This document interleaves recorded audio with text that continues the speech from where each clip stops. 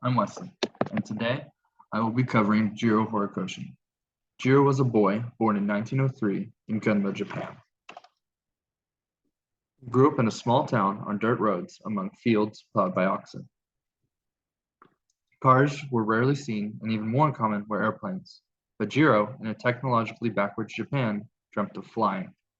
However, as he struggled through schooling due to vision problems, he found out he had to wear glasses and couldn't fly.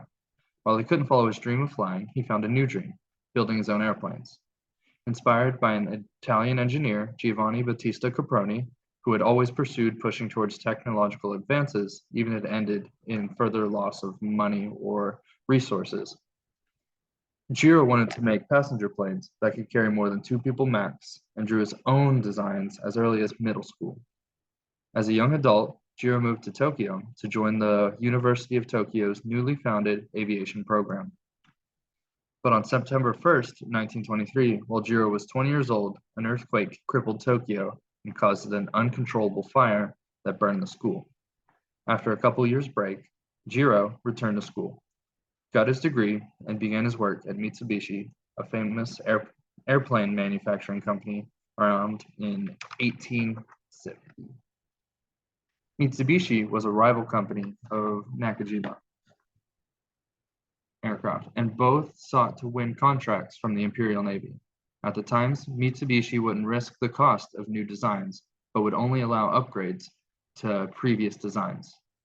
Jiro may have wanted to make his own passenger planes, but was limited to pre-built military planes. That, however, did not stop him from making his own designs between work, until one was good enough to show his bosses.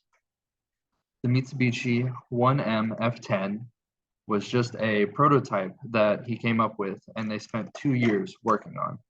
After those 2 years, Jiro made his first successful plane, the A5M.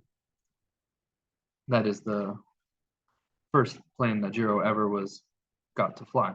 Japan was laughed at for how behind in flight they were until Jiro's second plane, the A6M Zero bomber. This plane, created just in the beginnings of World War II, was faster than any other airplane of its time, and it was to Japanese advantage in the war. However, the engineers never expected the Japanese emperor to use the plane to attack the US. Jiro wrote that he expected peace negotiations with all countries except China. Pearl Harbor was seen as an overstep and outrageous to Jiro, but there was no way for him to make money on planes not in the war. The kamikaze mindset that was never designed for the plane. Jiro had made the plane reusable and even added flotation devices in case it crashed in the ocean. Jiro wrote his journal that he was appalled by the route the war had taken, and his peers didn't believe Japan would win the war. Another earthquake hit Japan and damaged the Mitsubishi factory, halting work. Jiro was so stressed and strained from the unethical uses of his planes that he had to take time off, where he found he had pleurisy. And pleurisy is like it's like when your lungs get inflamed and it's hard to breathe and hurts. After he had recovered, Jiro returned to work for only a week before deciding he could no longer build planes for war. After World War II ended, Jiro refused to design any more planes due to his views on them being sullied by war. But once the war was over, he returned to the University of Tokyo to teach space and aeronautics to the new generation of dreaming engineers.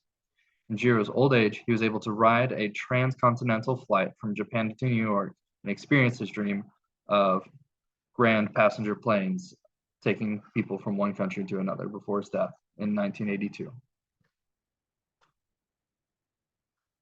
That is all I have.